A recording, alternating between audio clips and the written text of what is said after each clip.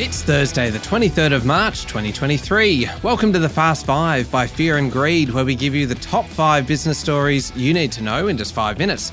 I'm Michael Thompson, and good morning, Sean Aylmer. Good morning, Michael. Sean, 5 stories in 5 minutes. Let's jump straight into it. Story number 1's a big one. The federal government's safeguard mechanism legislation is in doubt, with fierce opposition from the Greens, from the Coalition, and even from the business community. Yes, if implemented, the mechanism will mandate emissions reductions for the country's 215 biggest carbon emitters. But yesterday, Greens leader Adam Bandt said the flaw in Labor's safeguard mechanism scheme is that pollution can still increase, mostly because new coal and gas mines are allowed to open. He also doesn't like that big emitters can buy offsets, though clearly he's ready to negotiate with the government. Fortescue Metals' Andrew Forrest also disagrees with allowing polluting companies to buy unlimited carbon credits, yesterday saying it doesn't do enough to reduce pollution.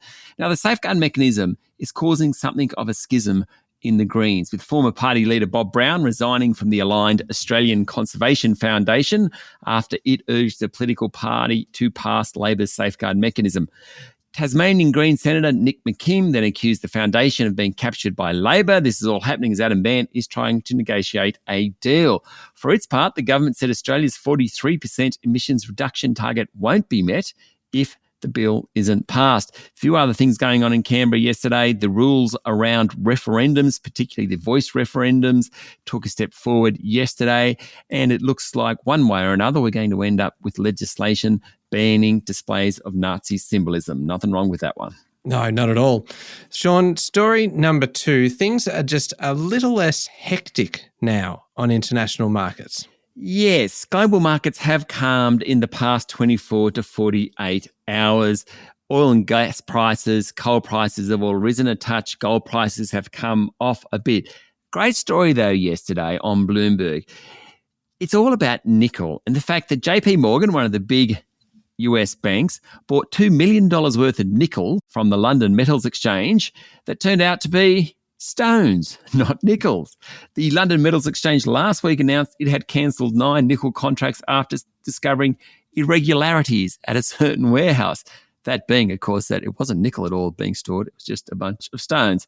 The news has been met with shock because the London Metals Exchange is kind of like the grand poobah of metals exchanges. No one ever questions it. It is always right.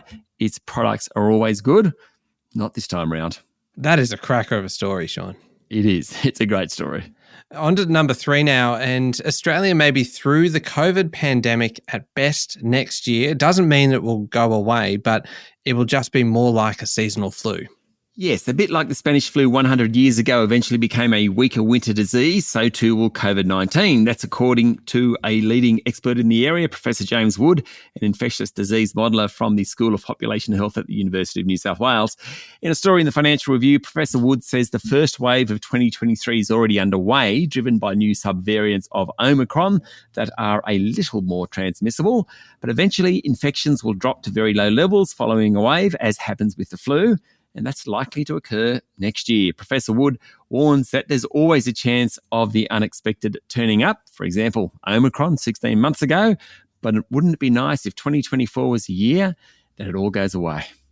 Absolutely. Now, story number 4, Sean, is a really quite confronting one. More than 122,000 people in Australia experienced homelessness on census night, which is a huge jump of 5.2% from 5 years earlier.